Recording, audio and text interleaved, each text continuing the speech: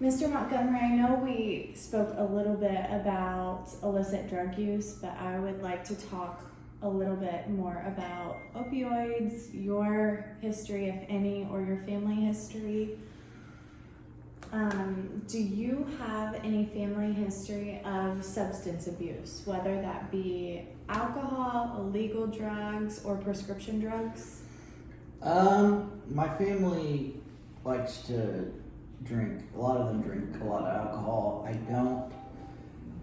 But I would say alcohol is definitely something that's abused in my family history, but that's it.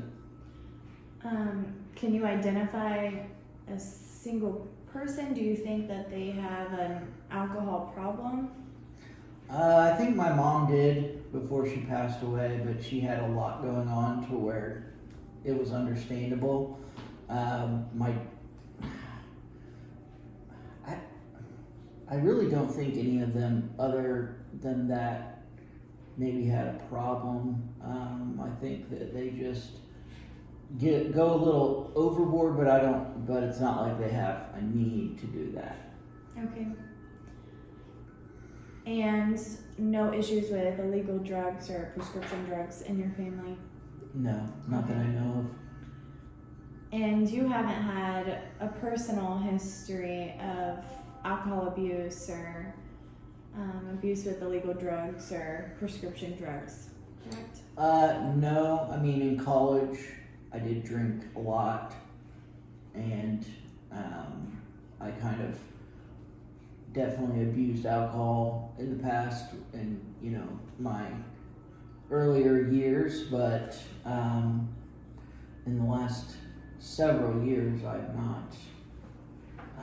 I haven't really drank at all, so Okay. kind of just stopped. So your early 20s, you would say that alcohol was a problem for you? I don't know about a problem, but yeah, maybe. Okay. And any history of sexual abuse? No.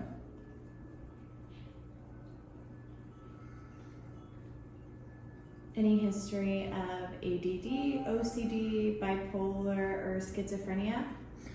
I think that I've got undiagnosed ADD.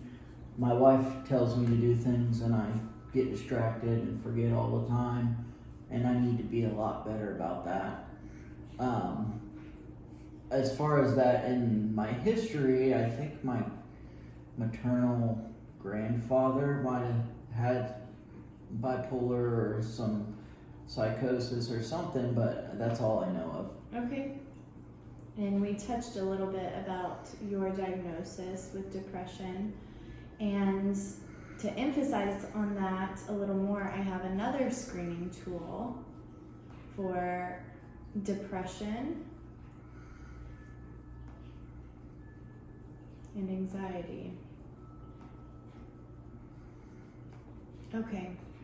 Over the last 2 weeks, have you had little interest or pleasure in doing things? You can answer not at all, several days out of the 2 weeks, more than half the days out of the past 2 weeks, or nearly every day. I'd say most days. Several days? Yeah, several days, probably. Okay. In the past 2 weeks, how often have you felt down, depressed, or hopeless? In the last 2 weeks? Mm-hmm. Not at all, several days, more than half the days, or nearly every day. I'd say several days. Okay. In the last 2 weeks, have you had trouble falling or staying asleep or sleeping too much? Yeah, I always tend to, get really fatigued. But I fall asleep really easily. Okay. And I oversleep, like taking sometimes naps in my office. So yeah, I definitely think I've got a sleeping, like not like a too much sleeping.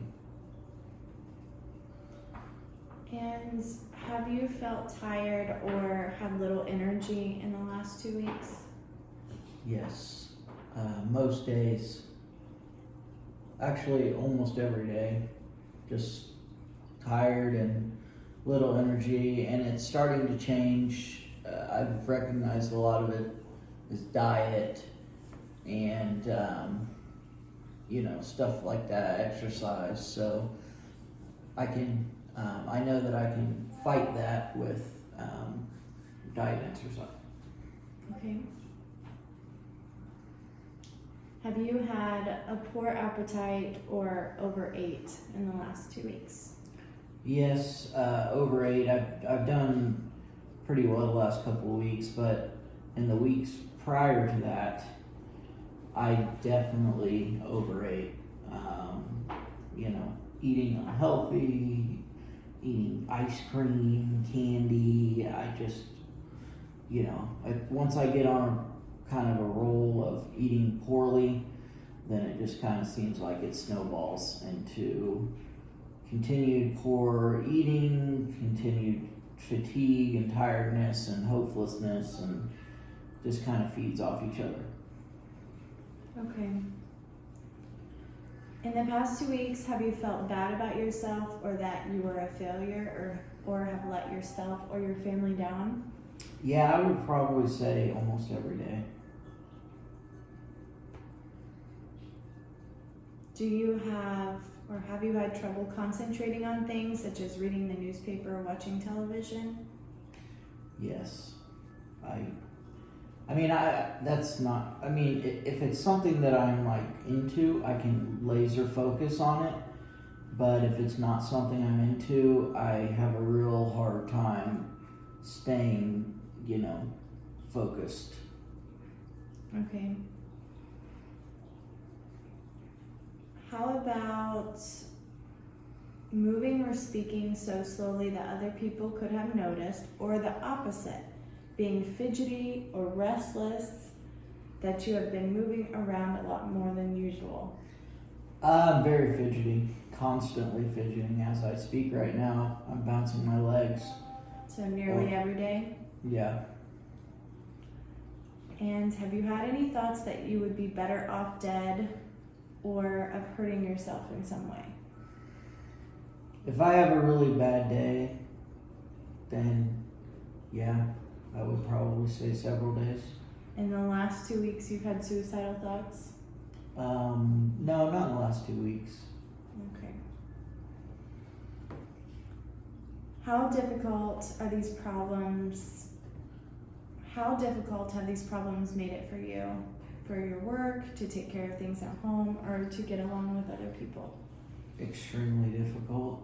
I would say I essentially don't want any interaction unless it's, unless I have to, forced. I just want to spend time with my family and not, interact with others. Okay. And this next assessment is an assessment of your anxiety. Have you felt nervous, anxious, or on edge over the last 2 weeks? And you can answer nearly every day, more than half the day, several days, or not at all. The most. Okay. Have you not been able to stop or control worrying? I'd say the second most on that one. Okay, so half the days out of the past 2 weeks. Yeah, I worry a lot. Do you worry too much about different things? I don't think so. Maybe the second.